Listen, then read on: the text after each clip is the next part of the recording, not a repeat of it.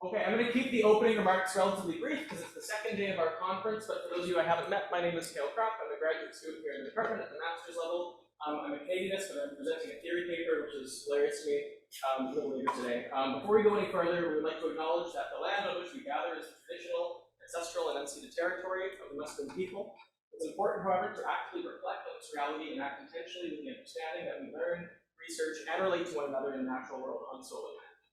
Turning now to this event, we had an excellent panel and a series of panels yesterday, as well as Nazwell's excellent keynote address, Gandhian Empire and Reconsideration. We heard a bit from Parker yesterday, co-presenting on a paper on artificial intelligence with a friend, Catherine Lenko. We had an exciting paper on memory politics yesterday with Anna Schaefer presenting. We had a very full panel yesterday on chocolates, FIFA, and aliens, oh my, which inspired a lot of excellent generative conversation and questions from our audience. Thanks for coming out on a rainy Saturday morning. Hopefully the weather turns around and is our reward for being on a decent conference, hopefully. Pretty soon I'm going to toss it over to Vaishnavi, who's chair of our first panel this morning for introductions of our presenters. We have folks coming in from Whistler, aka Richard Foster, and we also have these three fine folks behind me today. Quick thank yous to the department and to the Political Science Graduate Students Association for their support of this event. Major thanks to all of the organizers, Thomas Campier, Yongzheng, Catherine Lenko, Corinne Valky-Beckett, who's joining all the way from Ottawa. I hope we have better weather than you there. That's just because I think that would be funny. They actually do. Do they? Oh, wonderful. And also, Vaishnavi Punchadam. Everyone has done such great work to put this together, and we're really excited to bring you an exciting second and last day of our conference. Also want to start with a quick thank you to our two discussants that will be coming today. We've got the wonderful Dr. Matt Wright over here to my left. And later today, we have Bruce Baum joining all the way from Italy. So this is truly an international conference now, I guess. Okay, without further ado, I want to toss over to Vaishnavi for some introductions of our panelists. Awesome. Thanks so much, Cale. And thank you guys for coming out for our first panel of the day, which is titled Public Opinion, Perception, and Lobbying. So as Cale mentioned, Dr. Matt Wright has kindly agreed to be the discussant for this panel. So Dr. Wright earned his PhD in political science from the University of California, Berkeley. He studies political psychology, typically through an empirical and comparative lens. He wants to understand where people's political identities and core values come from and how they go on to influence attitudes about immigrants, immigration policy, and diversity. Prior to joining UBC's Department of Political Science, he was an associate professor of government at American University. His expertise in comparative politics, quantitative methods, survey research, and public opinions, parties, and elections uniquely positions him to support our graduate student panelists who are here today. So to introduce our panelists, we have a lovely lineup of panelists for this first panel. So our first speaker for today is Mo Gasmi. So Mo Gasmi is an MA student in the Department of Political Science at the University of British Columbia. Born and raised in Vancouver, he completed his undergraduate degree at UBC. He studies comparative politics and is interested in political institutions and the way they function within authoritarian contexts. Specifically, he studies whether deliberative institutions can function as a tool for garnering legitimacy and disseminating information. His research interests extend to formal theoretical models and survey experiments. Our second panelist for today is Michael Lenko. Michael is an MA student focusing on international relations and mixed methods research. He earned his Bachelor of Arts at SFU, graduating with an honors degree in political science, and holds a minor in international security. His research interests are in Russian foreign policy, separatism, and in the former Soviet Union, and the use of textual analysis methodologies. Our third panelist for today is Parker Lee. So Parker is a PhD candidate at the Department of Political Science here at UBC and a current fellow at the Center for Chinese Research, Institute of Asian Research at UBC. Prior to his graduate studies, Parker completed his BSc in Global China Studies from the Hong Kong University of Science and Technology. Parker's research lies at the intersection of comparative politics and international relations with a regional focus on China and Africa. He follows also a mixed method approach and utilizes survey experiments, panel data analysis, and interviews in his research. Lee's dissertation, which is titled 3 Essays on the Perception of Chinese and American Economic Activities in Africa, examines the influence of individual level interaction and policy framing on public perception. His research has received different fellowships and scholarships, including a UBC 4-year fellowship, Charles C.C. Sophia Wong Fellowship, and the President's Academic Excellence Initiative PhD Award at UBC. And our final panelist for today is Richard Foster, who's joining us on Zoom. So Rick is an MA student in the Department of Political Science at UBC. He studied his BA in philosophy, politics, and economics at the University of York before coming to UBC. He's primarily interested in democratic theory, and in particular, he is currently studying the role which wealth plays within democratic systems. His research interests have led him to use his time at UBC to engage with empirical work to develop a deeper understanding of the channels of influence used by socioeconomic elites. And after completing his MA thesis, Rick will be starting a DPhil in politics at the University of Oxford to continue his research. So without further ado, over to our first panelist, Mo.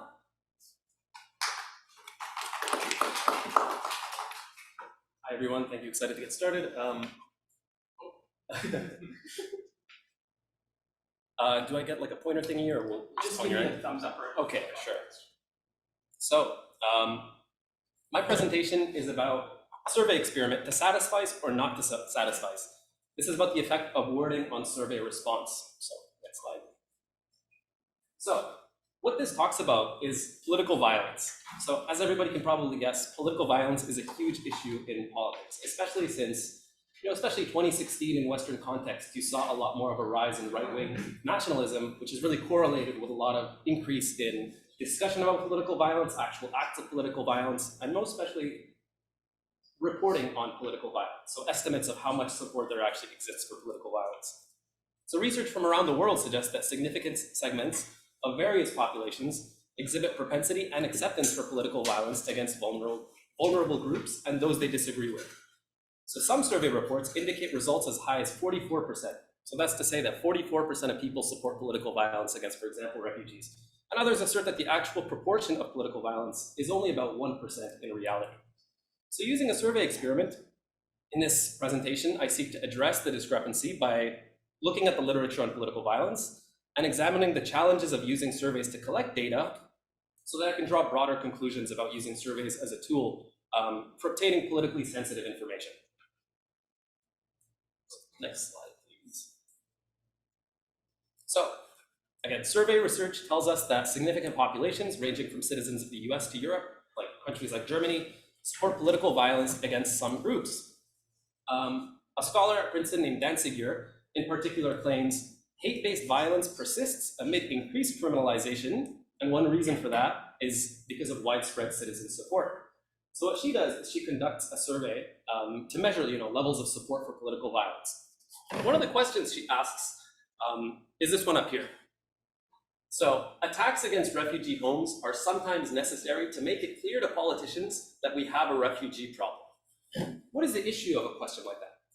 I'll leave it up there just for a second or two, but she gathers that about 17% of people support attacks against refugee homes, or agree with the idea that attacks against refugee homes are sometimes necessary to make it clear to politicians that we have a refugee problem.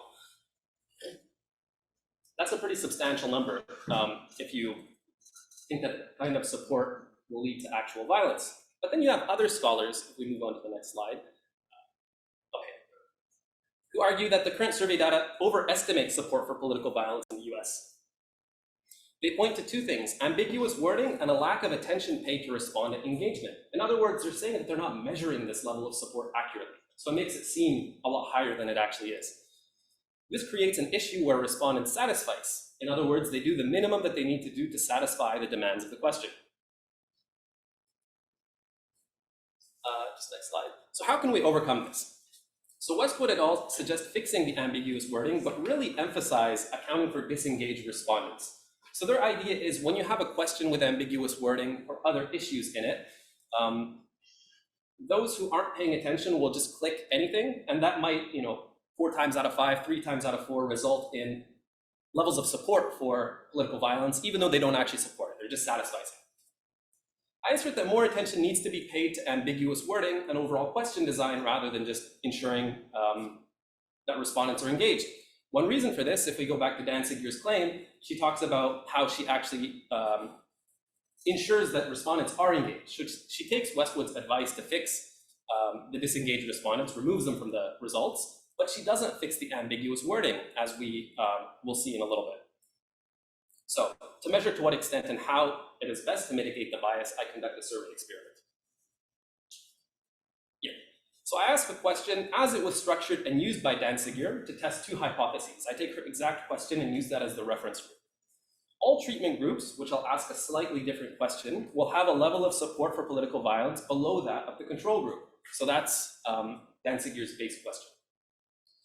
My second hypothesis is that treatment groups that alter some aspect of wording will have the lowest levels of support for political violence, as opposed to ones that fix, problems of disengagement, as Westwood et al. Brought up. So moving on, here is an example of some of the data. So these are the questions specifically. The control group, as you guys can see, is just Danziger's question. It's a little small, so I apologize for that. The first treatment group I did was I altered the question only to remove the double barrel. So Danziger's question is essentially asking about two different things in one. So attacks against refugee homes are sometimes necessary, or it's sometimes necessary to make it clear to politicians that we have a refugee problem. Which is it? So by answering that, attacks against refugee homes are sometimes necessary, they might not mean that. They might just agree with the fact that potentially refugees are a problem. And that's a totally different argument than actual support for political violence, right? So I account for that by removing the double barrel and just ask, attacks against refugee homes are sometimes necessary. It's a very clear question. It's very understandable what it's asking. The next one is clearing up the ambiguous wording. So using a more precise word, because attacks can be very vague. So burning refugee homes is sometimes necessary to make it clear to politicians that we have a refugee problem. I don't fix the double barrel in that question because, again, the idea is the control group is the reference group. So we're seeing just the effect of changing the wording. And the last treatment group asks the exact same question as the control group, but it takes Westwood et al.'s advice from earlier, where they say we need to account for disengaged respondents. And one way to mitigate that satisficing, they argue, is to add an I don't know response. So all three of these questions are asked without the first top three, are asked without an I don't know option. It's either strongly support, support, not support, strongly don't support. Whereas the last one adds an I don't know option. And this was the sample group, very generously provided by our Professor Matt Wright. So it's a pretty small N sample. We had about 760 respondents, and once we split that into four, it gets even less. And once I take Westwood et al.'s advice to use only the engaged sample, it gets even less than that. So the amount of conclusions and inferences we can draw are somewhat limited, but it depends, of course, on the size of the effect as well. The sample as a whole was pretty nationally representative. It was just a little bit older and more democratic leaning than the actual United States. So this is a sample of the US that was used. So moving forwards, we have the actual effects. So when not engaging for disengaged respondents, we have this little table. So this total support is the part that we want to actually look at. The p-value is kind of important too. I'll explain that in a second. But in short, 17.17% of people who received the control group question signified that they have support for political violence, or at least they agreed with the question in some format. When we just remove the double barrel, that support drops all the way down to 8.93%. So just by changing one aspect of the question wording, it essentially cuts in half. The second treatment, where we fix the ambiguous wording, it's still lower. It's not much lower. And the third treatment as well, by adding an I don't know option, you get a low response. So we look at the p-values now just to look at the statistical significance. So the treatment one was in effect large enough that it was seen to be statistically significant. Most likely it's not, just a result of chance. Whereas with these latter two, it's a little bit of an open question. Maybe it's just because the sample was small. Ideally, what we do would repeat this experiment with 500 respondents per question or something like that, or just focus on one. The table on the right is one where I look at the disengaged respondents. So respondents who failed an attention check were excluded, and we look at the effect as Westwood et al. Argued. How important is measuring whether respondents are engaged or disengaged? So the results, again, drop in all of the groups. So even the control group has a support level of 14.54%. It doesn't drop that much. That's still pretty significant support. The first treatment group goes down even lower. It's 7.26, and we have a p-value that's even smaller than 0.01, which means it's very, very unlikely that this particular combination of factors was just due to chance. Treatment 2 drops all the way down to 5.41%. So when we ensure that respondents are actually reading the question, wording plays a huge part. And this is also statistically significant.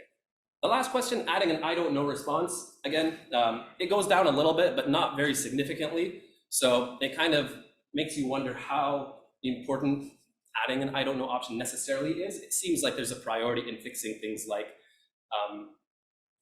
ambiguous wording, double barrel questions, and just overall seeing if the respondents pass attention checks. So if we move on to the next slide, this just shows it in like a bar graph and in a one with error bars. So we can just see here that none of them overlap treatment 1, treatment 2 with the original control group, which again means they're very statistically significant. It's unlikely that they actually have a difference of means of 0. And these are the levels of support on the right. So again, the control group is by far the highest. So the question that Danziger asked and published, which claimed that there was 17% support for political violence, it was in Germany. So 17% of people in Germany, she claimed, support violence against refugees. If you just alter a bit of her question, if you could just, go back, you find that treatment 1 and treatment 2 show that it's likely a lot lower than that. And this is just accounting for one aspect of each. It's not even combining, not having a double barrel, non-ambiguous wording, and an I don't know option. So moving on to the implications, the findings substantiate both hypotheses. So all treatment groups exhibit a lower level of support for political violence when compared to the control group, which was my hypothesis 1. And treatment groups that modified some aspect of wording had the lowest levels of support. So that's my hypothesis 2. And just moving on to the last slide. So a lot of survey research on political violence implements neither guideline and pays attention maybe to one, but not the other. So these findings are not limited to Danziger's context. It's not just about feelings about refugees. They're more generalizable to other research on political violence and survey research as a whole. So the actual wording you use for surveys can largely impact the kind of results you get and the sort of publicity you get with it. So I argue that survey designs, as a result, should focus on avoiding double barrel questions, ensuring precise wording, incorporating a neutral midpoint, so like an I don't know option, and considering attention checks. But if they had to choose just one thing, it would be to fix things like double barrel questions and ensuring precise wording. And thank you for listening. That's the end of my presentation.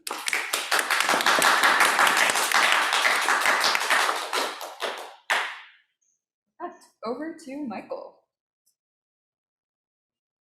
Well, thank you, Mo, for such an interesting presentation. And I'm going to shift a little bit away from survey experiments.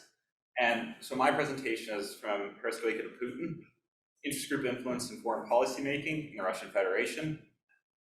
And it's going to be a bit more of an overview of my research, as I haven't done all the steps that I've wanted to. Next slide.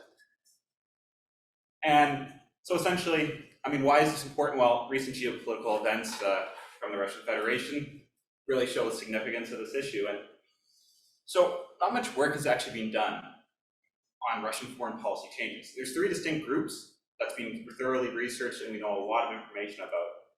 But how do these shifts in Russian foreign policy making come about? And so what my paper looks to do is I'll go and analyze how these shifts have occurred and present a theory of why. And so first of all, I'm just going to go over a quick overview of the presentation. I'm going to look at the Russian foreign policy making groups. I'm going to show my theory and proposed research design. I have some quantitative findings, and then I'm going to go and present my next steps. So looking into Russian foreign policy making groups, there's 3 distinct groups: pro-Western liberals, great power balancers, and nationalists. And so essentially, pro-Western liberals saw their dominance in the early 1990s to the late 1990s. And this group was focused on increased cooperation with the West, and they didn't see Russia as a distinct power in international society. They saw Russia just as a normal power. And they saw closer alignment to the West, and they thought this would advance its interests in the former Soviet Union of these newly independent countries, and would allow Russia to have a special role within this distinct area of the world. And then moving on to great power balancers, around 2000 to 2012 is when great power balancers were dominant in Russian foreign policy making, and they didn't see the West as favorably as pro-Western liberals. They saw that Russia was a great power and needed to balance against the US hegemony, and that the only way for Russia to increase its power was to develop itself more in order to contrast the US. And finally, nationalists see the West as the responsible for the Soviet Union's downfall. And so they see the US as contrary to all Russian interests. They also see that Russian culture is distinct and that there's a special place in the world for Russian culture, and that all measures must be taken to safeguard these interests against Western society and hostile countries. And looking now to the war in Ukraine, we're almost seeing a potential shift to ultra-nationalist foreign policy making group. Recent Russian laws that will allow for seizures and searches of undocumented immigrants' homes in Russia builds on this ultra-nationalist rhetoric and the threat that other countries pose to this distinct Russian culture that they so advance. And so, while looking at these groups are well understood in the literature, the changes of how these groups have come about to become these dominant strategies hasn't really been focused on, and so that's where my theory builds on. And so my theory is changes in the dominant group in Russian foreign policy making are the result of competition between these three main groups that are spurred by exogenous shocks. So key national security crises, such as the NATO bombing of the former Yugoslavia, the EU-Ukraine Association Agreement, these types of crises to the Russian Federation really drives this avenue for policy change. So essentially what I'm proposing is you have a dominant group, you'll have policy solutions advanced by less dominant groups, but these aren't going to be frequently advanced because Russian society, if you're advancing stuff that goes against the Kremlin's line, it usually doesn't work out too well for it. And then an exogenous shock happens, some national security crisis, and if the main dominant group isn't able to advance a policy solution that deals with this opens up competition between the less dominant groups. And so we'll see more frequent rhetoric out of these less dominant groups advancing their policy solution, and if it fits in line with the Kremlin's interest and ultimately the president, who retains sole influence over Russian foreign policy making, then we'll see a change in this dominant group. And so what I'm proposing is a process tracing framework of mixed methods. So first, what I'm going to be doing is I'm going to try to find policy solutions advanced by the non-dominant groups prior to and after the shock.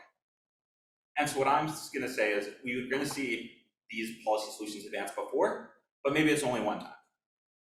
But after the shock, we should see a lot more statements indicating that they feel more comfortable advancing their policy solution, and there is an avenue of competition going on.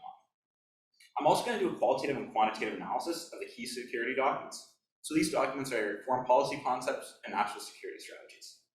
And so what I'm theorizing is that after these changes in dominant foreign policy groups, we're going to see these documents reflect both in tone, sentiment, the words used, and the policies ultimately advanced by these documents.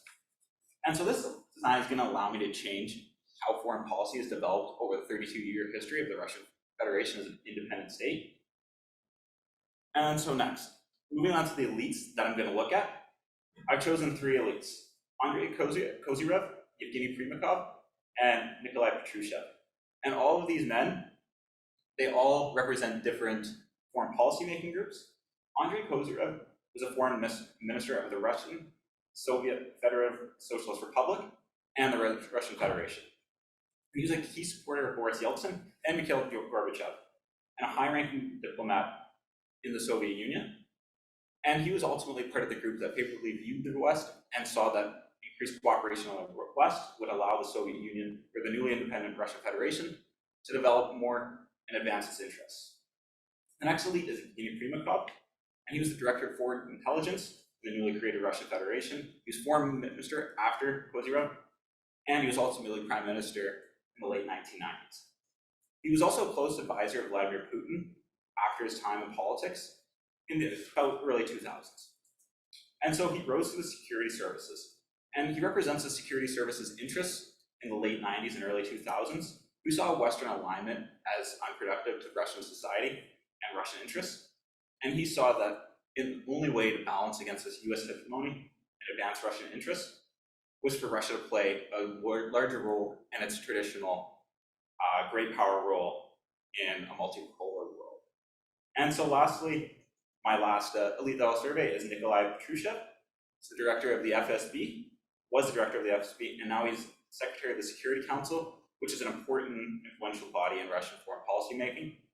He's a close ally of Vladimir Putin. He's actually Vladimir Putin's successor as the head of the FSB when Vladimir Putin became prime minister of the Russian Federation in 1999. And he represents the Silovik interests. and the Siloviki is Russia's internal security services. And they're a very powerful group, which Putin was part of.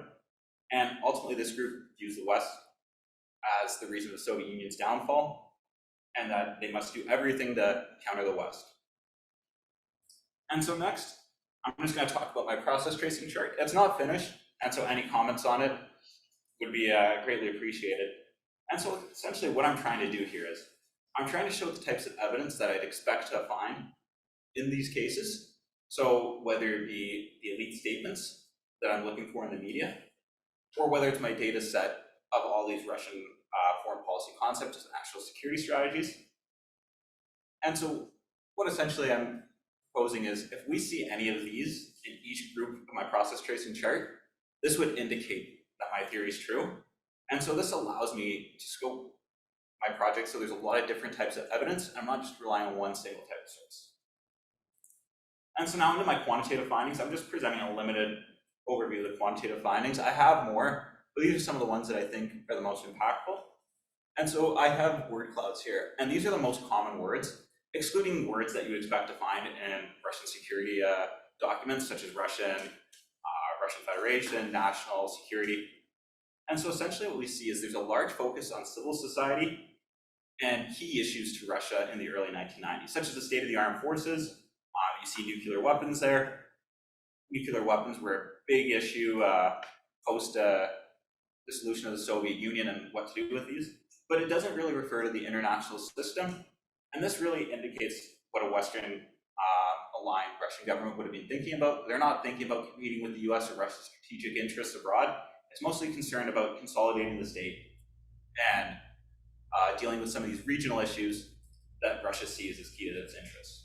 Next, we see in the nationalist, next we see in the Great Power Balancers period from 2000 to 2012, that there's more of an influence on international system and using international bodies. And so again, this really supports my theory of saying we see that Russia's increasingly using the international system to balance against the US.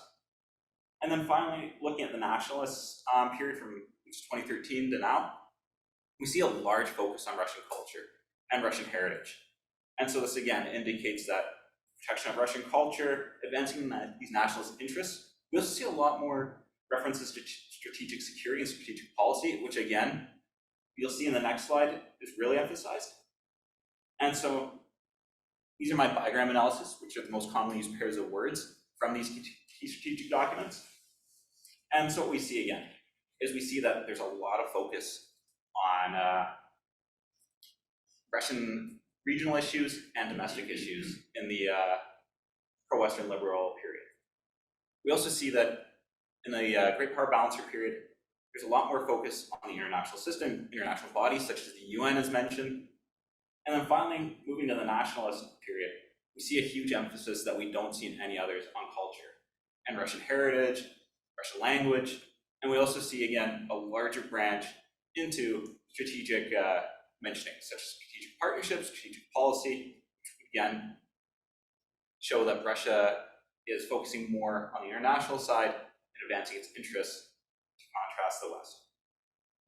And so the next steps of my project, I'm going to be doing the qualitative data collection. So I'm going to be using Nexus Uni, which is a database of 17,000 different sources, to go and find news articles that support these policy ideas being advanced by Russian elites.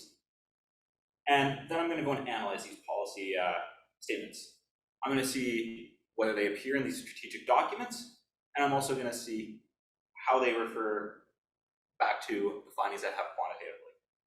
And lastly, I'll revise the process tracing chart to more accurately reflect what I want to find. And that's the my presentation. Thank you.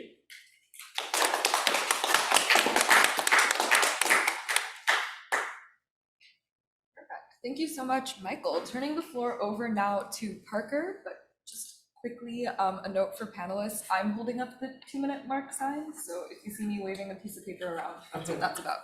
Okay, awesome. Whenever you're ready. Thank you so much for coming today. And today I'm going to talk about perceptions of the United States in Africa, the impact of framing on public opinion. I'll be also using a survey experiment, a little bit like Mo. And this is one part of my dissertation. My dissertation is a 3 essay format, and this is like one essay of it. Yeah, just some quick background. So the United States is very critical of Chinese activity in Africa, which is not surprising at all considering the current China-US competition in economic, military, social on different dimensions. However, it's a little bit interesting in the case of Africa, because in Africa, there's a bipartisan national level agreement at the policymaker level that that the United States should engage Africa more to counter China. When I say there's agreement, I mean when they go to a policy briefing or when they have some policy papers, either internal or public discussions, they always have this Chinese element. However, this Chinese element is not that evident in the official policy final product report. Basically, if you read all the United States policy toward Africa, there's maybe mention China once or twice, that's it, and most of the time in the background. In the ultimate goal, they actually downgrade the importance of countering China. That could be potentially US government, they don't want to have this like Cold War feeling, all these ideas, but in reality, or for whatever reasons, people know China is there. And even though there is a national level agreement, however, there's no individual public level knowledge of public opinion on this case. This is very surprising to me at least. Number one is the historical tie between Africa and China. We all know there's a huge African American population in the United States. At the same time, Africa has been identified as the most, not one of the most, but the most continent in the future, in the 20 to 50 years. That's probably because Africa has the largest population of young people and also the resources, the strategic location, etc. But there's just no survey, like at public level, about how US public thinks about this. And however, there's lots of public opinion surveys in the United States. There's surveys about how US public thinks about aid, think about trade, and think about some other issues. Also surveys about how United States thinks about China. And there's no survey about how United States think about how United States public think about United States activities in Africa, conditioning on Chinese activities in Africa. So next page. Before I go into the survey design, I want to quickly go over why survey is important. I think there's some lots of literature. I'm not going to go over them. Basic public perception is important because the leaders, politicians, they do face domestic audience. Basically, the idea is if they say something or they don't say something, there may be a backlash if the public support or doesn't support that agreement. And also, the government, they could use that information to organize certain groups. And in this particular case, basically, within the United States government, we have official policymakers. Basically, the politicians, congressmen, all the people, and there's also business people. Or in this case, there's also some potential international organization members and United States allies like the EU, Canada to a certain extent. And they all have their own interests, and they may have different approach toward China. So knowing how the US public thinks about this could help different groups to organize them together, to work together. And also, in the official United States policy, they do mention like they want to know public support for the new US strategy toward Africa, and they want to use this public opinion to help them to draft future policy or to evaluate the effectiveness of the current policy. They want to do that, but so far they haven't done that yet. And in the policy they identify two very clear, evident, explicit goals in the official document. One thing they say, they want to engage Africa more for morality reasons. Basically, they want to create a more prosperous, a better Africa. And I call this goal an Africa-centric goal. And the idea for morality, or like US as the leader of a global, or like of the freedom countries, has been the US foreign policy for a long time. Personally, I'm not a big fan of that. We'll talk about more. Right? But some evidence we could see on Iraq, for example, and lots of literature on whether or not that's really a moral war in Iraq. And in the case of Africa, if you look at the current US activities on the continent, lots of the activities are actually military-wise, basically soldiers and some potential military operations, and also business-wise. By business, I'm not talking about trade, I'm more about like resources, like supply chain, all the things. So there's not much activities in terms of education, healthcare, data morality-based projects. Don't get me wrong, there is, but lots of these projects, for example, there's one huge to combat health issues and also vaccine, actually from private business or like private donations, for example, the Bill Gates Foundation, not from the official United States government.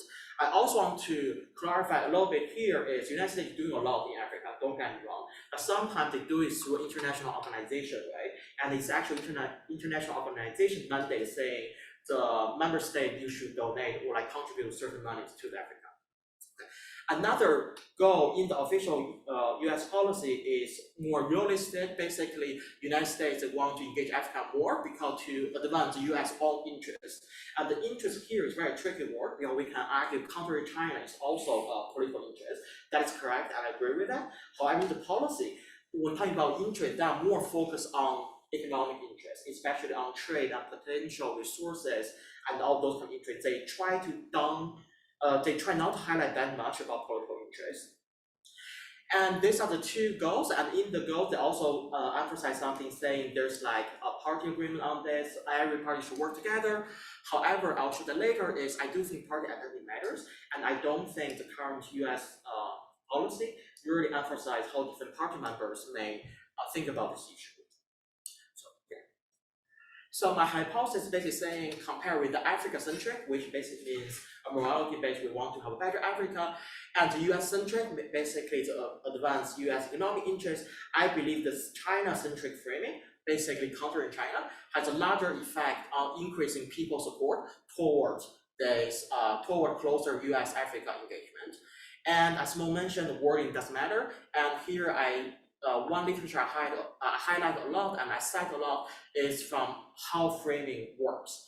And in terms of how different framing works and which framing is more effective, people really emphasize whether or not the framing you have, the wording you have, is that realistic or not. Either credible beliefs or factual evidence to support that framing. And the argument is if you do have credible beliefs or if you do have factual evidence, that framing works more than other framings. Yeah. And my second hypothesis, next page, is basically saying under the Africa-centric framing, the more Democrat people are, the more likely that individual would support a closer engagement between the US and Africa.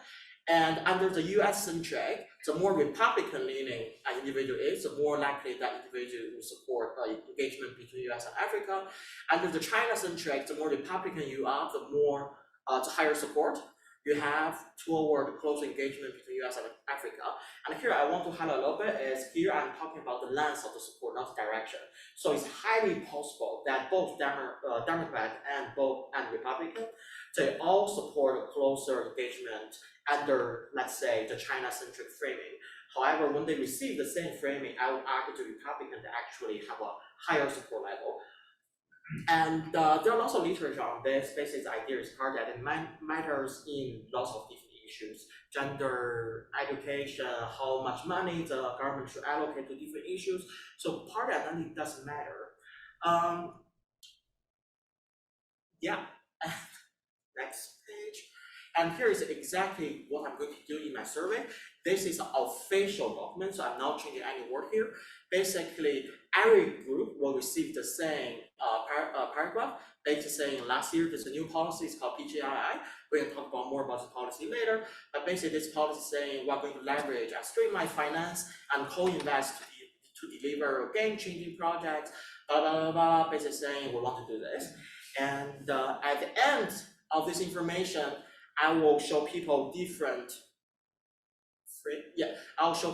framings of the goals. Basically, the control group, there's no framing. That's all. I will only introduce what the PGI is. But for the three different treatment groups, one group will say, okay, I'm doing this to create a better Africa, and the second group will say to expand US influence, and the third one will say to counter China's influence on the continent. And that is the design of my survey. And here I want to highlight I'm now in the process of applying for the ethical award and also get money. So I just submitted my application for the funding from department. So I hope the department will give me a little bit. And in terms of more specific, I'm looking because of the 3 different treatment groups and also party identity. I do want to create conditioning on the party identity a little bit. Basically, I want to make sure in each treatment group, I have similar percentage of party identity.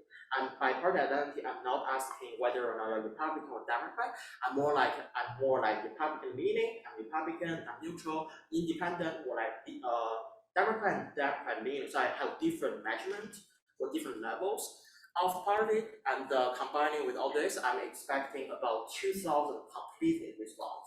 So I do want to reach maybe 3,000 people, and the survey will be conducted online.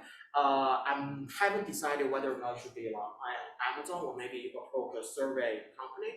I personally prefer approaching a survey company because they may have better pool of candidates, but that haven't been decided. And that's all. Thank you so much.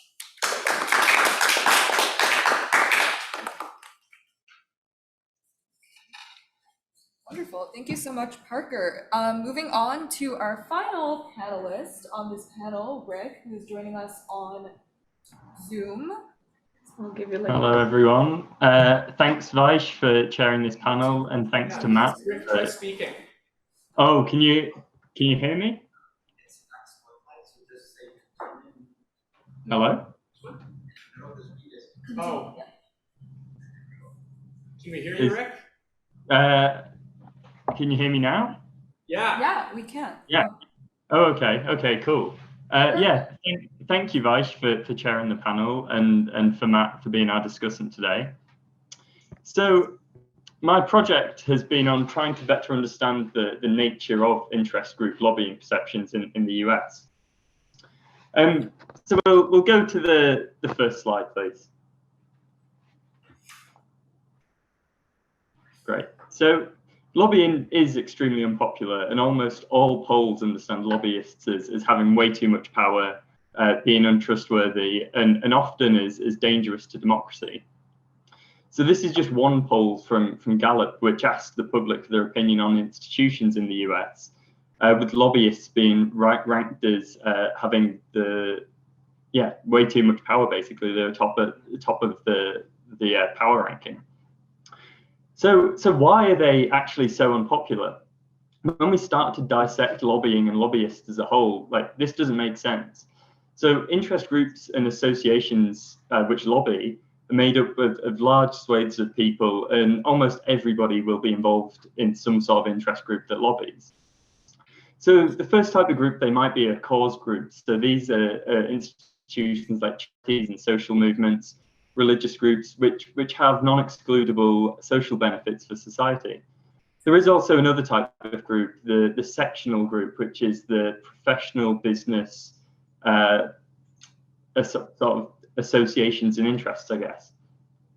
And again, there's still large amounts of people within these groups. So it's like trade unions and consumer associations, but they do exclude people. But this former type of group, the cause groups, have been found to make governments more responsive to changes in policy preferences.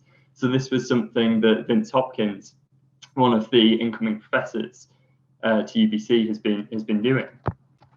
But yeah, so cause groups are really useful, and lobbying polling just doesn't account for this. It's just consistently low. So if we could go to the next slide, please. So I suggest that there's a reason for this. So it does say priming here, but I meant for it to be framing. But you go to absolutely any media source and look at the reports on lobbying, and it is all about inside sectional lobbying.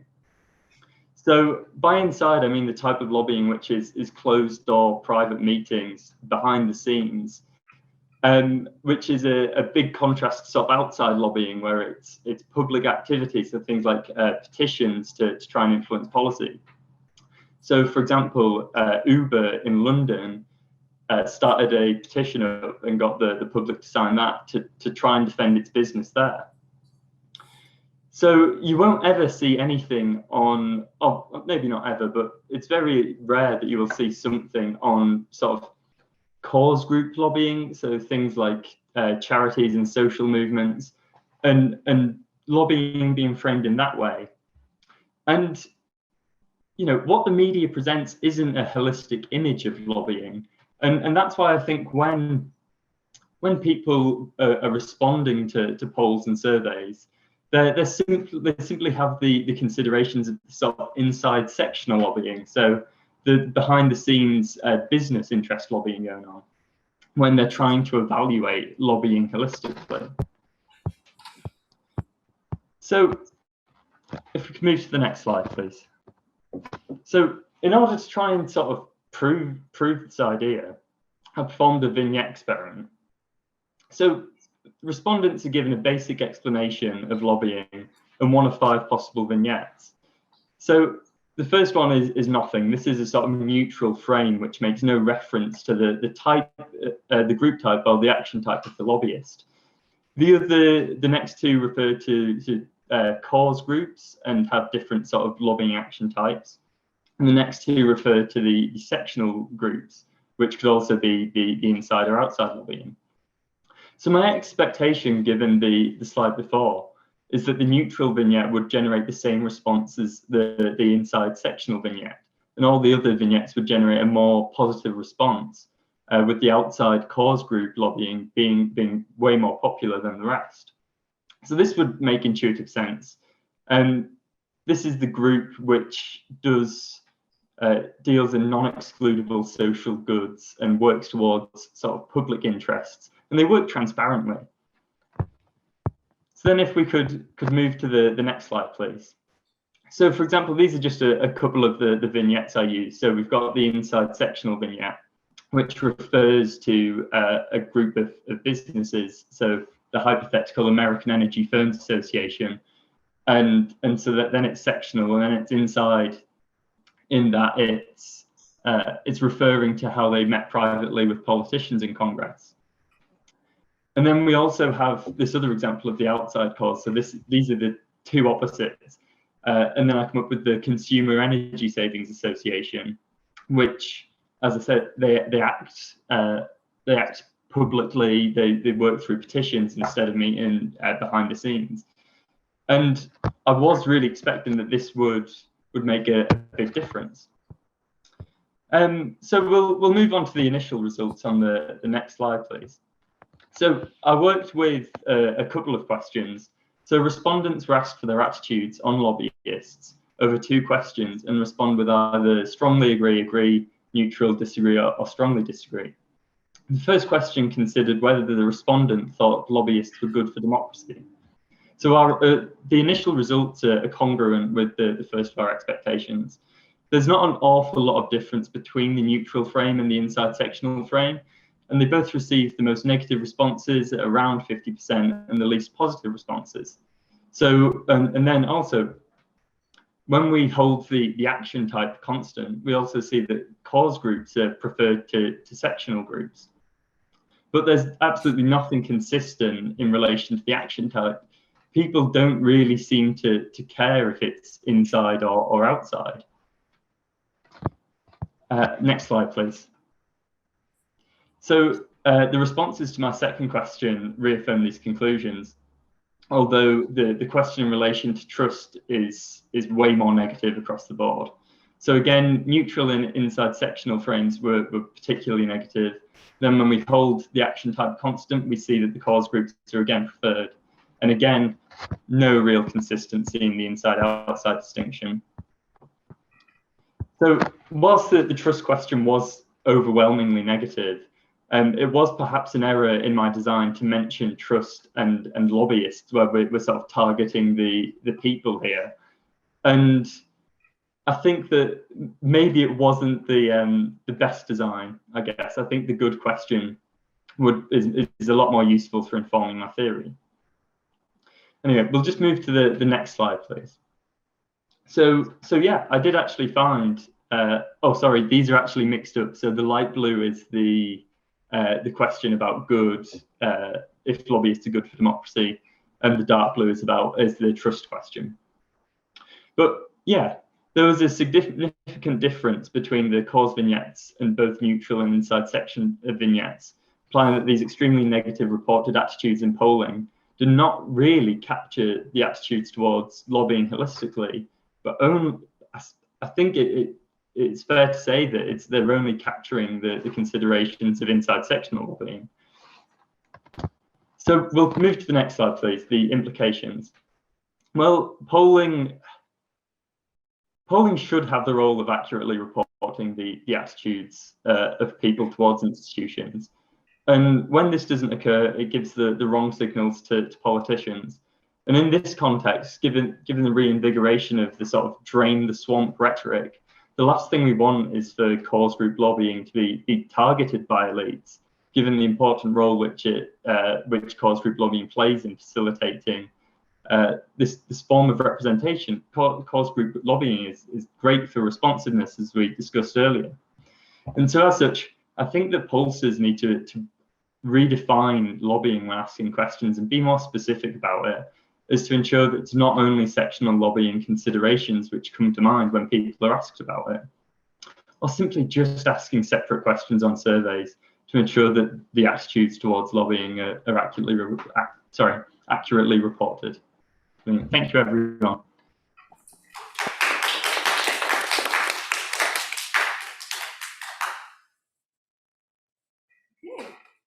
Great, thank you so much, Rick, and thank you again to Mo, Michael, and Parker for these wonderful presentations.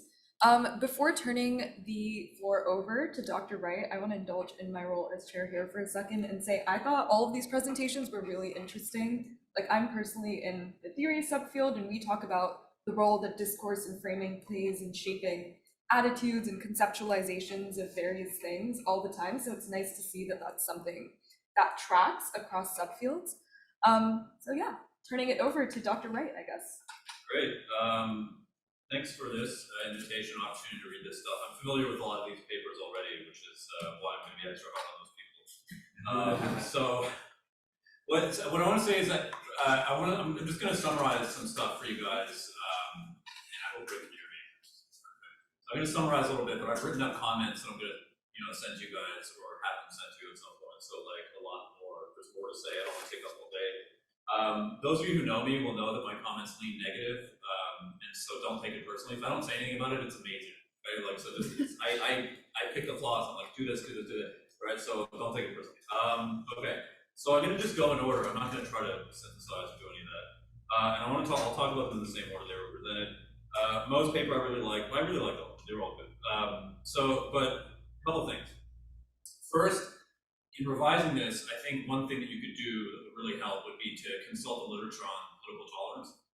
And so students of public opinion have looked at this since the 50s, right? There's sort of famous studies that go back years and years. And they're not literally about political violence most of the time, but they do touch on the issue of like, what are you willing to accept? What kinds of people are you willing to? So like people like, well, we can talk later about like studies, but Jim Gibson is a big name in this literature back to the 80s or whatever. So that it would be interesting because these guys thought a lot about how to word questions and how to sort of elicit, tolerance or intolerance out of people. So I think that would be a way to sort of add a touchstone that these guys don't add in the stuff that you read and make this a little bit broader. So the second thing I'd say is I would try to move beyond as much as you can critiquing like the one specific question, because the obvious, if I'm Raffaella, I'm going to read this and when it's prominently published somewhere, I'm going to be like, okay, so you got a problem with this one question, but like I asked 4 questions, right? What about these others that are sort of saying that really Germans are ready to be whipped into a froth against refugees and whatever, right? And you want to take that seriously, right? Because it's like, okay, well, the overall thrust of what she's saying, like ideally you want to criticize the overall thrust of what she's saying and not one particular little thing, right? So I would try to think more about whether you can extend the critique more broadly across questions, even if your case study is still like, look, let's pick on the more egregious example, but here's some other, all of these questions have these kinds of problems. So I would think about that. Now the third thing I would say is I wouldn't step away from satisficing as a framework, but what I would do is I would think a little bit more about beyond the sort of double barrel thing. Okay, so first you could theorize what is it about the double barrel that creates this particular bias, right? So the question sort of happens where violence is the first barrel, and the second part is, well, there's a refugee problem that politicians need to know about. So you can think through, okay, well, why is that gonna, not just why is it double barrel, why is it an ambiguous question, but why is the bias specifically gonna be up? versus leaving it out. And I think the reason is that, you know, it's a kind of recency bias. It's not necessarily satisfying, it's maybe part of it, but it's really a recency bias. And it's the fact that, like, even liberals will kind of often agree that there's a refugee problem, right? Even if they wouldn't support violence, right? So if they just get to that part of the question, they're like, okay, well, you know, sure, yes, partially agree or whatever.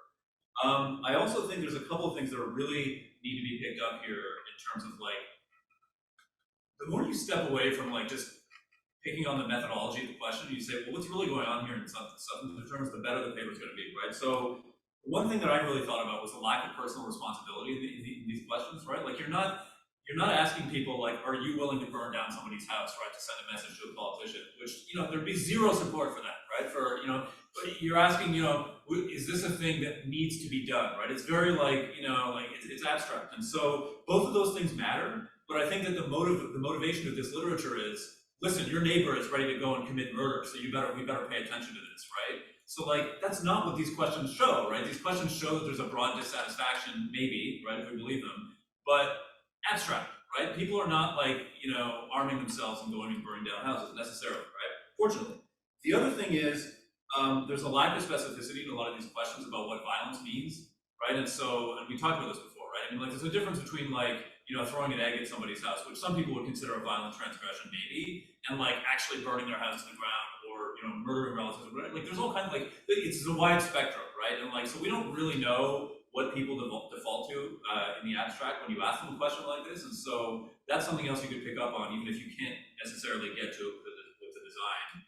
Ultimately, I'm giving you a lot of stuff that is going to be more than you can incorporate into the empirics, and my answer is, well, you can do more empirics, because that's cheap. But the other thing is, too, you can always say, look, here's a bunch of problems. Look, I'm going to test one of them and then hunt the rest of future research.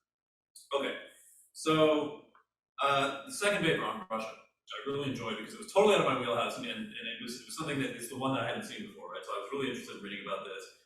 My concern is if you want to make it, like, you want to increase the case for, like, publishability, right? Why do people need to read this? Why is this important? And I don't know if this is something you're working on as an integral part of the dissertation, or if it's something that you would sort of cut off to the side and push it out.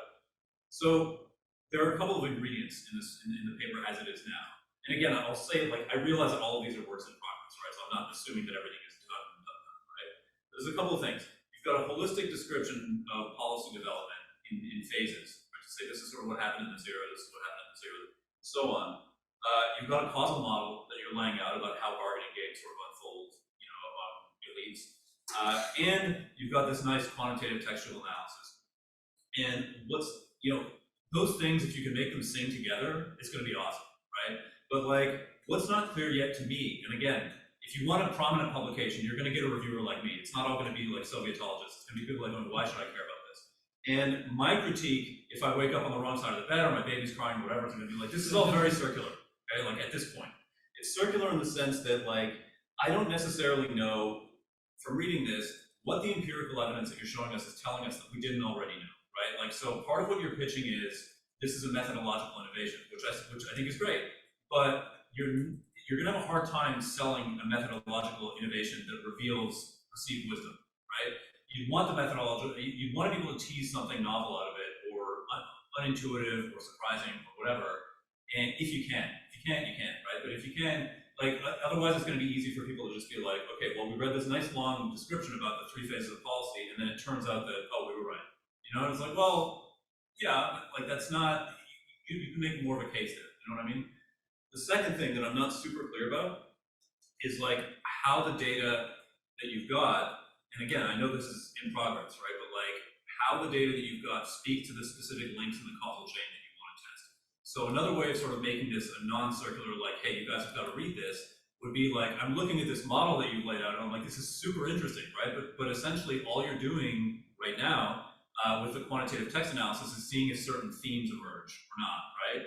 And if they emerge, well, I'm not exactly sure what part of the process that's supposed to be evidence for. You know what I mean? Like, it's kind of it's strong, let's say, holistic evidence that the policy evolution that you're talking about has actually occurred within strategic documents, but it's less closely tied to the specific links of the chain. So the more that you can attach that to the causal story, the better. Right? The one other thing I want to see more of, again, is a totally naive about this kind of stuff, is like, I want to know more about the nature of the evidence. I want to know why these strategic documents, right? Why should we assume, as the paper wants to do or seems to do, that these are a complete and unbiased reflection of what Soviet policy is, or Russian policy is at a given point in time? Of course, policy documents in any country can be like strategic bluffs. They can be politics and not policy, politics versus policy. You know, they can be all of this stuff, right? And so I don't really know. Okay, when you say I have these 5 documents that I want to study, or these 25 documents, whatever, I don't exactly know how I should think about what's not there, whether or not the documents actually reflect policy as opposed to just reflecting something else, which is a sort of ideological position, whatever. So the more I can see about that, the better. And like the thing that I kept thinking about was, is there a, and this is not like it's not meant to be like a flip question, right? But like the evidence of like invading the Ukraine, would that have been in one of these documents, right? Is that something that the Russians would have put into a document and said, this is something that, this is one of the answers of our foreign policy? And I don't want to assume that the answer is yes or no, right? Because maybe you would read documents and say, well, there's a lot of talk about foreign expansion versus NATO, and that's an indicator that this might have happened. So it's possible that there's a case there, but I'd like to see more of a case, right? To sort of say, this is what, you know, this is how we connect, you know, this is how we connect what's in these documents to what actually happens, and better yet, like the process of policy development. Okay, Parker. So the thing that I was thinking about, again, I'm kind of thinking about, okay, first, the point about mturk, don't use it, and there's reasons why that are not what you think, but we'll talk about it later. Okay, it turns out to be a royal pain. I just tried to use mturk for something, and it was completely stymied, so I would not bother with it. I would get a real server, but we can talk about that. What I think you can do to sort of increase the impact of this is that you can broaden it out in a couple of kind of big picture ways. One is that you can talk about, you say a little bit more about the literature on American foreign policy attitudes. So I know an old colleague of mine, Danny Hayes, had a book about this. I think Adam Berinsky wrote about this. There's, you know, like there are kind of like holistic treatments of like, what do we make of American foreign policy that I think would help underline why this is a useful project and why more people should read it, and also sort of help explain like what the mystery is, why hasn't this been studied? And so there are a lot of things there, mainly that, you know, this is probably a low salience issue. A lot of people don't believe in public opinion at all, right, since Converse, right? So there's a lot of reasons why we wouldn't study this, but I think attaching it to that literature would be handy. The other thing I'd like to see more of, and again, as a suggestion of like how to make this publishable, right, is like, do you have any evidence at all that foreign policy attitudes in general, but especially on like FDI and things like that, the kinds of things that you find interesting, are actually connected to policy, right? Do the people who do this stuff for a living, who propose these things, or the bureaucrats on the ground, whatever, do they care at all what the public thinks?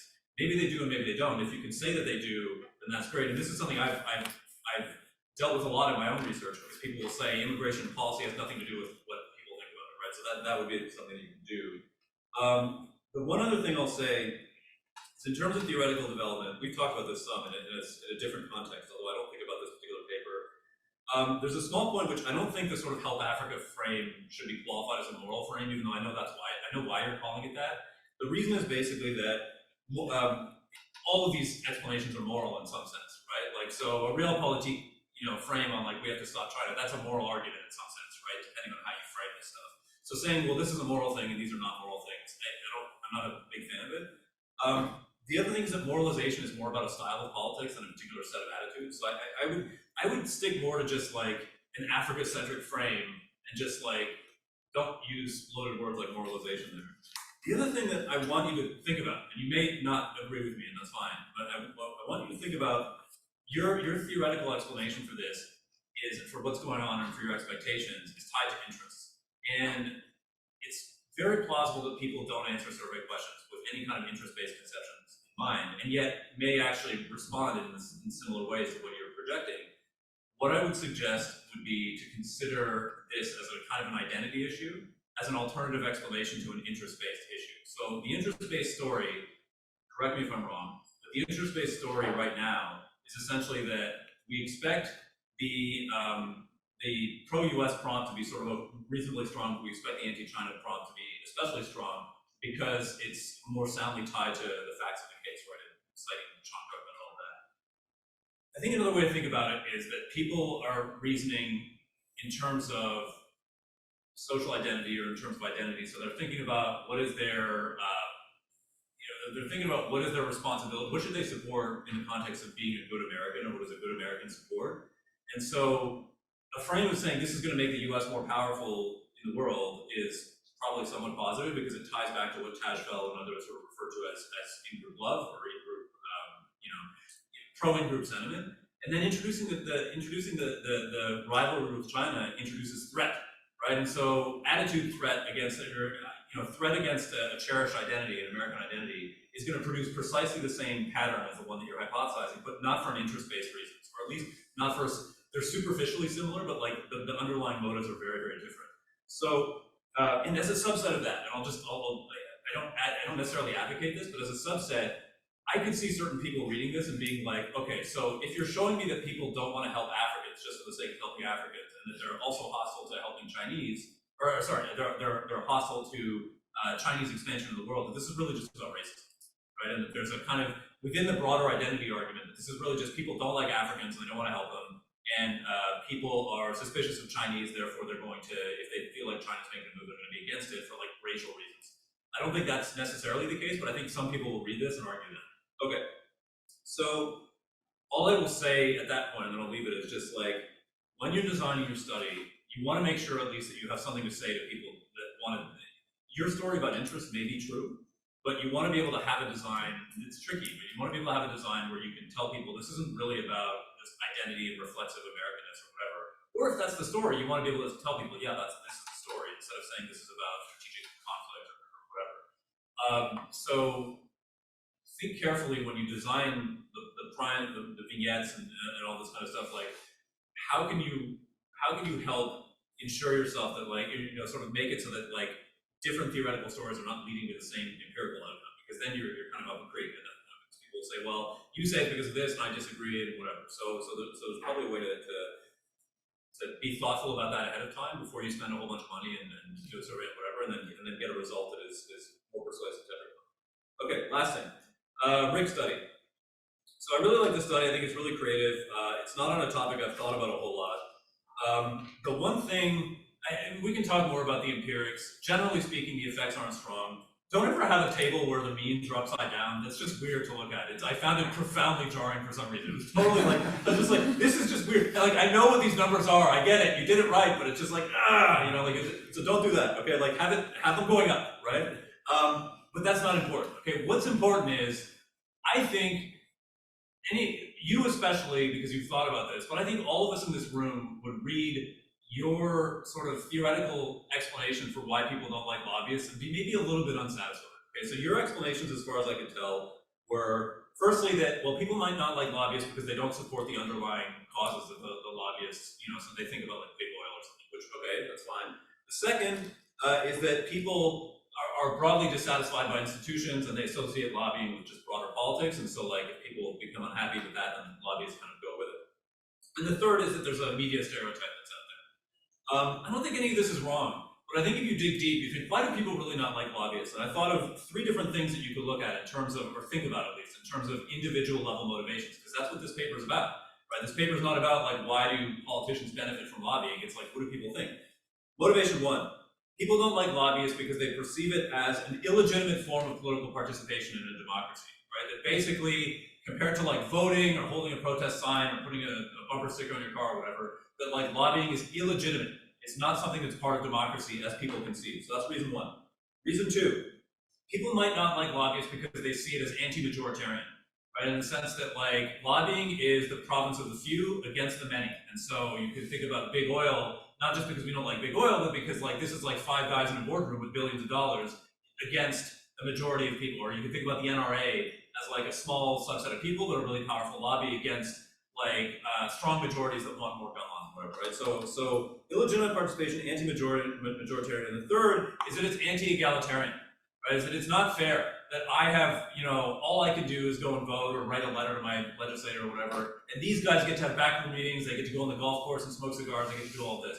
So how do you tie that into what you've done already? Well, it's hard, right? But like you can always add more empirics, right? But I want you to sort of think through, how would you want to test those kinds of arguments? Because I know you're interested in doing this kind of stuff moving forward, and say, individually, if these are the kinds of values-based motives, this is why people don't like lobbying for this, and this reason.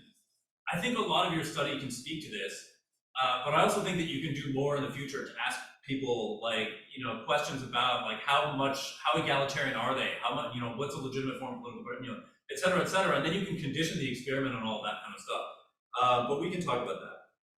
At a minimum, I'd like you to just think more about like why, what is it that really bugs people about this, right? And I think that's something for a political philosopher such as yourself that you would really you'd really want to sink your teeth into this, right? Like, why does this bug people so much? Politicians say this is useful, right? And there are studies that say this is a good thing. People hate lobbyists, right? It's not a flaw of your study that you asked, do you trust lobbyists? And like 0% of people agreed strongly, right? That's a feature, not a bug. Okay, so the media stereotyping part, reason why I didn't like it is, not that I didn't like it, but just that the media is not its own separate cause. You're talking about media stereotypes, and that's fine, but really the media is just a channel by which people get information about all of these other things, right? So I would not look at, it's called the media for a reason, right? It's between this and that. So I would think about people as being prone to certain ways of thinking, and the media feeds them the narrative, right? So like, it's part of the story, but not like cause number 3 out of 3. I think it's part of everything, right? Because most people don't know a lobbyist. Most people don't read about lobbying necessarily something apart from what they see in the news or whatever. We can talk, I've talked a lot, right? But like, this applies actually more broadly to all. I like to tell people when I read empirical papers especially, get rid of the H language. I hate it. Most of the time, I can find flaws in the way that people have like actually written up the hypothesis, right? If you want to use standard hypothesis testing language like a good psychologist or whatever, you have to do, there's a particular way of doing it, and most people aren't very good at it. It's not a natural language to people. And rather than like busting people and saying you should change this word here to make it right or not, this is true for like a lot of, this is not just to Rick, right? But like, don't do that. Just talk in general terms. Here are the things that I would expect to see. Use English, right? People like that. They don't like the H. It doesn't, it's not helpful. And I won't say much about the experiment. All I'll say is I think you don't find strong effects, and I think it's because you're putting a lot of faith on distinctions in the vignette that probably people aren't paying that close attention to, right? Like whether something is inside or outside. These are things that are theoretically rich, and that's one of the reasons why I really like the paper. So I was like, this is very thoughtful about like, well, the different kinds of mechanisms that are in play. I'm not sure that the vignettes as they are sort of bring that to its full potential. I think that we could think about how to redesign these to give them a little bit more power. Okay, I've said more than enough, so thanks to all of you, and I'll have more comments for you guys later, but this is great. I had a really good time reading these. Thank you. Great, thank you so much, Dr. Wright, for your detailed comments to all the panelists. We now would like to invite questions from the audience, prioritizing, as always, graduate student questions. So take it away. Oh, amazing. Okay. Thank you, everyone. My question is for Michael. I like the mechanism that you propose, but yeah, have you thought a bit about, like, because you talk about external shock creating a kind of window of opportunity for bargaining between the major actor and like there's one emergent. But like, have you thought about incorporating the concept of ontological security, because it's not like any external shock that will create this kind of window of opportunities. It's kind of external shock that really talks to this ontological security of the Russian state. So I think that would be an interesting thing to kind of incorporate in your research. And have you thought about like alternative explanations also to kind of break this kind of cycling? We're looking at what it is and like kind of finding explanation. Yeah, so to answer the first one, I don't think I've specifically like called it an ontological shock, but I am prioritizing like a couple of ones that really do speak. Like, I mean, in the first period, you have Chechnya, you have the Russian financial crisis, but I'm really saying that the NATO bombing of Yugoslavia is the existential shock for that period, because it's really like the first time the West really threatened Russia, and it shows that, the other shocks, there could be cooperation still, whether it be economically or, fighting terrorism, but this shock is a different threat level, just because it's the West contributing in Russian interest in the former Yugoslavia. For the second question, can you repeat that one? Just if you have thought about alternative explanations, because in process tracing it's like a major. Yeah, so I didn't show my my DAG, but my alternative would be revolving around the president and and president's preferences.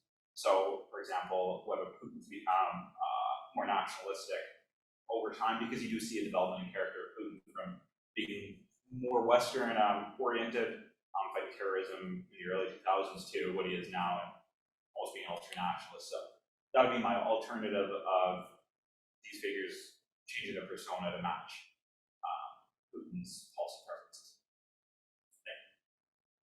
Any other questions? Thomas? I have again for Michael. So in the world plan with the nationalists, there was a mention of humanitarian. Oh, speak up, sorry. Yeah. I apologize. So in the work cloud that you presented, the third one had like humanitarian. I found that really surprising because when I think about like Russian foreign policy, I don't think of much about like Russia being a humanitarian actor across the world. So I wonder why is that so, and maybe that's like a new framing of their foreign policy and how that might impact their approach to that one.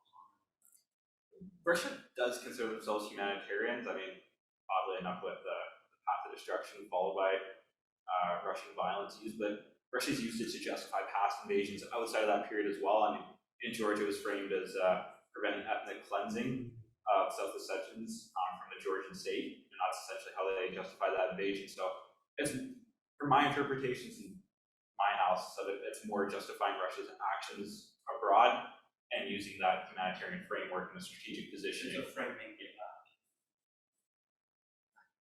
I saw more hands. Yeah, Haley. Also, I have a question for Michael. I was really interested when you described this transition to using the international system, but I was a little unclear what you meant by using the international system. Is that their influence on the Security Council? How does that differ from how the US might use the international system? I mean, I would say it's similar in ways. The main way, though, is to contrast like Western policy and Western decisions. The biggest use of, I would say, the international system is to justify invasions again. I mean, Kosovo and the West recognition of Kosovo has been used to justify invasions in Ukraine, the invasion of Georgia. And so it's contrasting the West more at the international stage and using international law to Russia's advantage, and just choosing particular articles just to justify what Russia's going to do. If that answers you. Great. We have about 5 to 10 more minutes before lunch, so maybe what we'll do is collect any questions from the room and from the Zoom room and then field them. So I saw Kale and Kim. Is there anyone online too, Afsun or Karina, interested in asking a question?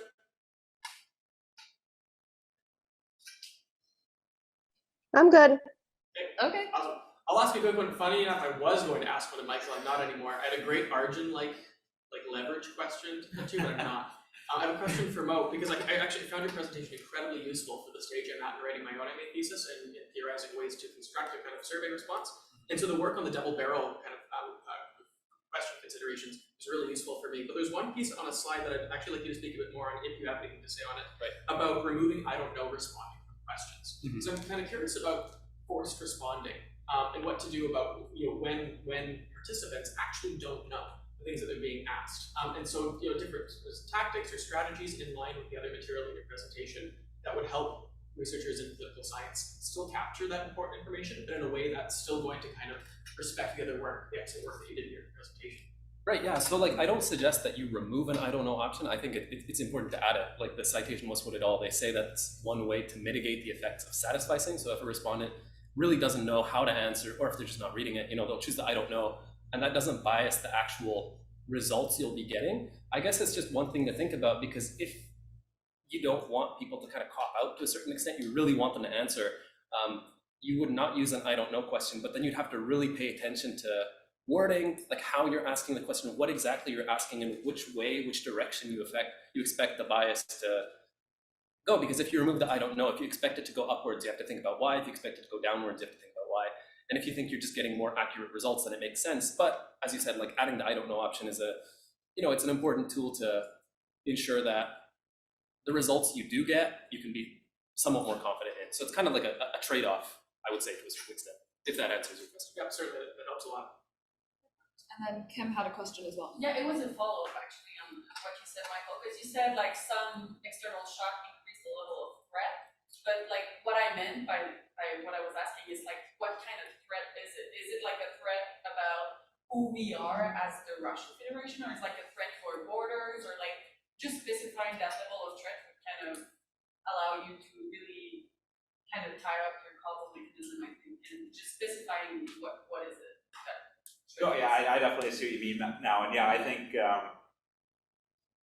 looking back on that, like it's definitely something I'm gonna think through. I mean, I would say it's more of a threat, like to Russia, like perceived on the Russian elite, and expansion of the West is like a key theme that keeps occurring in these changes. So I think that's something I'll have to expand on and delve into a little bit more detail. So I appreciate that. Great. Any other questions? If I can quickly respond to that. Yeah, go right ahead. Okay, I love all the feedback. I think the first you mentioned about literature on US foreign policy attitude, I'm going to read the literature you talked about.